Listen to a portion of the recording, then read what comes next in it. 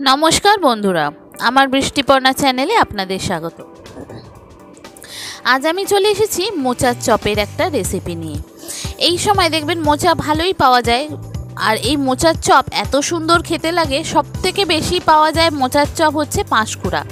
দেখবেন পাঁশকুড়ার মোচার চপ কিন্তু খুব বিখ্যাত।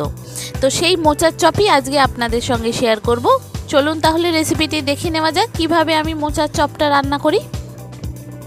আমি এখানে মোচার চপ করার জন্য আলু সিদ্ধ নিয়েছি একটু বাদাম, একটু শুকনো লঙ্কা, একটু ভাজা মশলা, আর নিয়েছি মোচা। তবে এতটা বড় মোচা আমার লাগবে না, অল্প করে একটু মোচা ইয়েগুলো নেব, ফুলগুলো।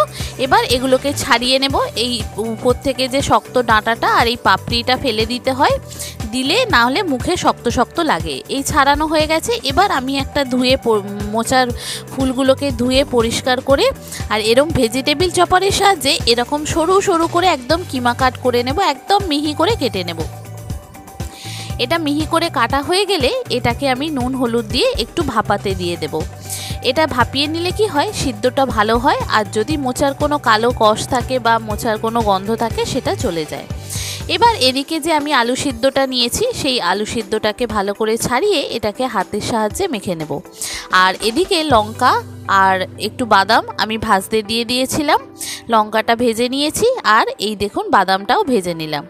বাদামটা লঙ্কাটা ভালো করে এর সাথে মেখে নেব, আর যতটা পরিমাণ আপনার নুন দিতে লাগবে সেই নুনটা এখানে দিয়ে দেব। আর হ্যাঁ, মনে রাখতে হবে যেহেতু মোচা সিদ্ধর সময় আমি নুন দিয়েছিলাম, সেই জন্য নুনটা আপনাকে বুঝে শুনে দিতে হবে। এবার লঙ্কাটা, বাদামটা, নুনটা আলুর সঙ্গে ভালো করে মাখা হয়ে গেছে, আর ওদিকেও আমার মোচাটা ভাপানো হয়ে গেছে। দেখুন মোচাটাও ওদিকে রেডি ভাপানো। এবার মোচাটা এখানে রেখে দিলাম, পাশে রেখে দিয়ে কড়াটা আবার বসিয়ে দিলাম গ্যাসের উপরে।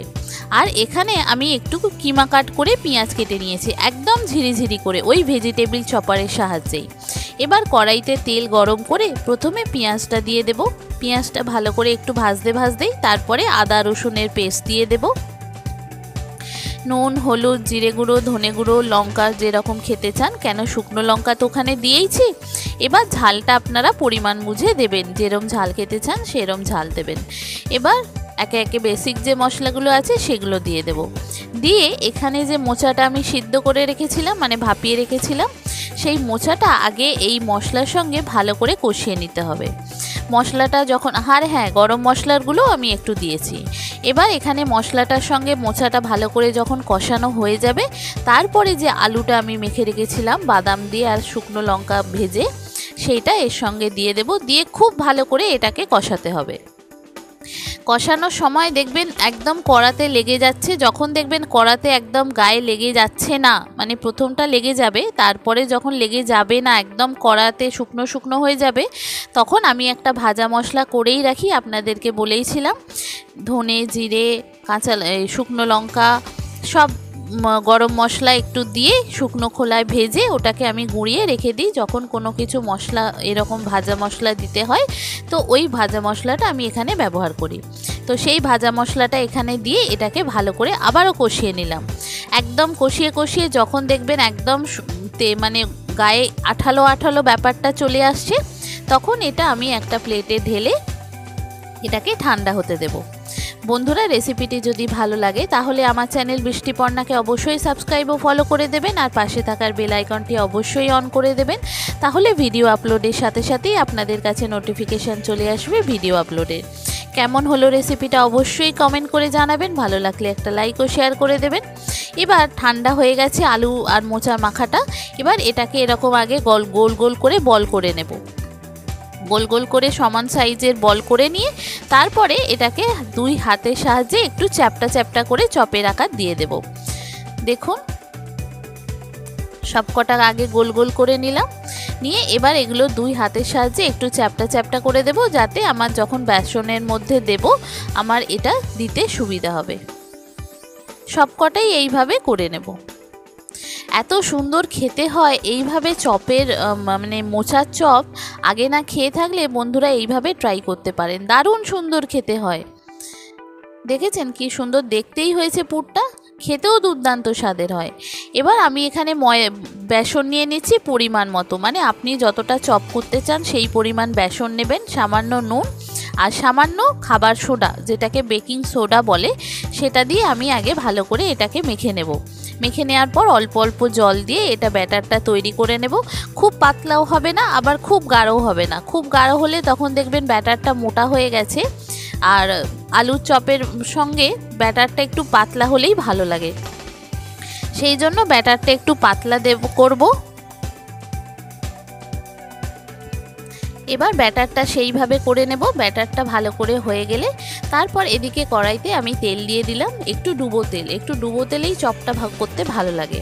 এবার ওই এক একটা আলুর পুরকে এরকম ব্যাটারের মধ্যে ডুবিয়ে তেলে দিয়ে দেব, দিয়ে একটু ওলট পালট করেই তুলে নেব। এই চপটা আমি দুবারে ভাজবো, একবারে ভাজবো না, সেই জন্য একটু ভেজেই এদিক ওদিক করেই তুলে রেখে দেব। সবগুলো যখন এই রকম করে ব্যাটারে ডুবিয়ে এরকম করে ভাজা হয়ে যাবে, সবার শেষে তখন একবারে 4টে কি 5টা করে দিয়ে তেলেতে ভালো করে ভেজে নেব। এই দেখুন আলুর চপের পুরগুলো নিলাম, নিয়ে এইভাবে ব্যাটারে ডুবিয়ে এবার তেলে ছেড়ে দিলাম। ব্যাস, খুব বেশি দেখুন ব্যাটারটা ঘন হয়নি, আবার খুব বেশি পাতলাও হয়নি, একদম ঠিকঠাক। এবার একসঙ্গে তুলে রেখে দিয়ে এবারে কি করব, সব যে কটা ভাজা হয়ে গেছে সেগুলোকে একবারে 4টে কি 5টা একসঙ্গে দিয়ে ভাজবো। এতে কি হয়, আপনার বেসনটা যখন চপটা হবে সেটা খুব মচমচে হয়, আর খেতেও খুব সুন্দর হয়, দেখতেও খুব সুন্দর হয় এরকম দুবারে ভাজলে।